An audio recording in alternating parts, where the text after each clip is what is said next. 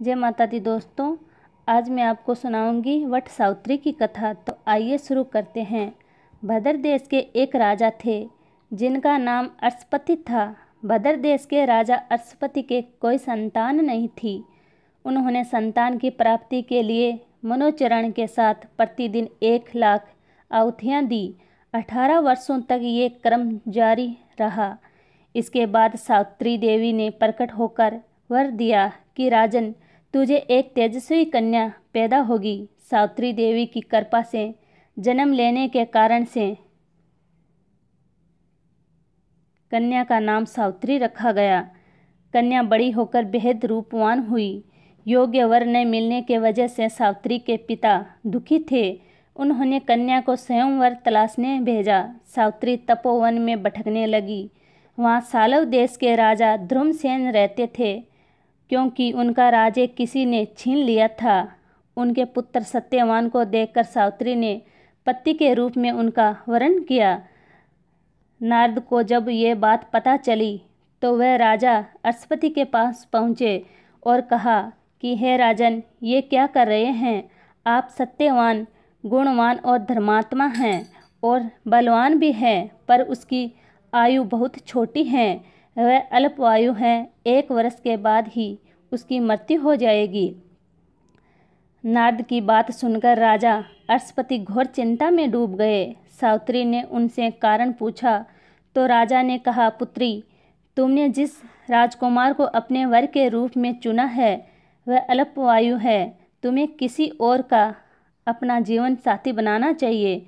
इस पर सावित्री ने कहा कि पिताजी, आर्य कन्याएं अपने पति का एक बार ही वरण करती हैं। राजा एक बार ही आज्ञा देता है और पंडित एक बार ही प्रतिज्ञा करता है और कन्यादान भी एक ही बार किया जाता है। सावित्री हठ करने लगी और बोली, मैं सत्यवान से ही विवाह करूंगी। राजा अर्शपति ने सावित्री का विवाह सत्यवान से कर दिया। सावित्री ने अपने सास ससुर की सेवा करने लगी। समय बीतता चला गया। नारद मुनि ने सावित्री को पहले ही सत्यवान की मृत्यु के दिन के बारे में बता दिया था। वह दिन जैसे जैसे करीब आने लगा, सावित्री उधीर रहने लगी। उन्होंने 3 दिन पहले से ही उपवास शुरू कर दिया। नारद मुनि द्वारा कठिन निश्चित तिथि पर पितरों का पूजन किया। हर दिन की तरह सत्यवान उस दिन भी लकड़ी काटने जंगल में चले गए। साथ में सावित्री भी गई। जंगल में पहुंचकर सत्यवान लकड़ी काटने के लिए एक पेड़ पर चढ़ गए। तभी उसके सिर में तेज दर्द होने लगा। दर्द से व्याकुल सत्यवान पेड़ से नीचे उतर गए। सावित्री अपना बहू से समझ गई। सत्यवान के सिर को गोद में रखकर सावित्री सत्यवान का सिर सहलाने लगी। तभी वहाँ यमराज आते देखे। यमराज अपने साथ सत्यवान को ले जाने लगे। सावित्री भी उनके पीछे पीछे चल पड़ी। यमराज ने सावित्री को समझाने की कोशिश की। यह विधि का विधान है, लेकिन सावित्री नहीं मानी। सावित्री की निष्ठा और पतिपरायण को देखकर यमराज ने सावित्री से कहा कि हे देवी, तुम धन्य हो। तुम मुझसे कोई भी वरदान मांगो। सावित्री ने कहा कि मेरे सास ससुर वनवासी और अंधे हैं, उन्हें आप दिव्य ज्योति प्रदान करें। यमराज ने कहा, ऐसा ही होगा।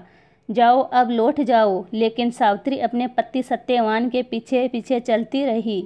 यमराज ने कहा, देवी, तुम वापस जाओ। सावित्री ने कहा, भगवान, मुझे अपने पति देव के पीछे चलने में कोई परेशानी नहीं है। पति के पीछे चलना मेरा कर्तव्य है। यह सुनकर उन्होंने फिर से उसे एक और वर मांगने के लिए कहा।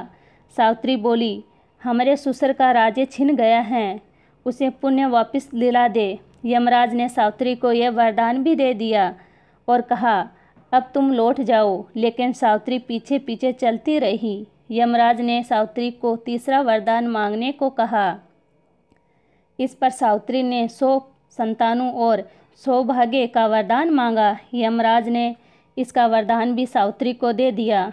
सावित्री ने यमराज से कहा कि प्रभु, मैं एक पतिव्रता पत्नी हूँ और आपने मुझे पुत्रवती होने का आशीर्वाद दिया है। यह सुनकर यमराज को सत्यवान के प्राण छोड़ने पड़े। यमराज अंतर्ध्यान हो गए और सावित्री उसी वट वृक्ष के पास आ गई जहाँ उसे पति का मृत शरीर पड़ा था। सत्यवान जीवित हो गए और दोनों खुशी खुशी अपने राजे की ओर चल पड़े।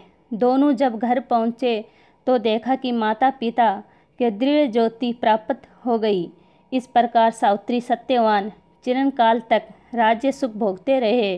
पतिव्रता सावित्री के अनुरूप ही प्रथम अपने सास ससुर का उचित पूजन करने के साथ ही अन्य विधियों को प्रारंभ करे। वट सावित्री व्रत करने और इस कथा को सुनने से उपवासक के वैवाहिक जीवन या जीवन साथी का आयु पर किसी प्रकार का कोई संकट आए भी तो वो टल जाता है।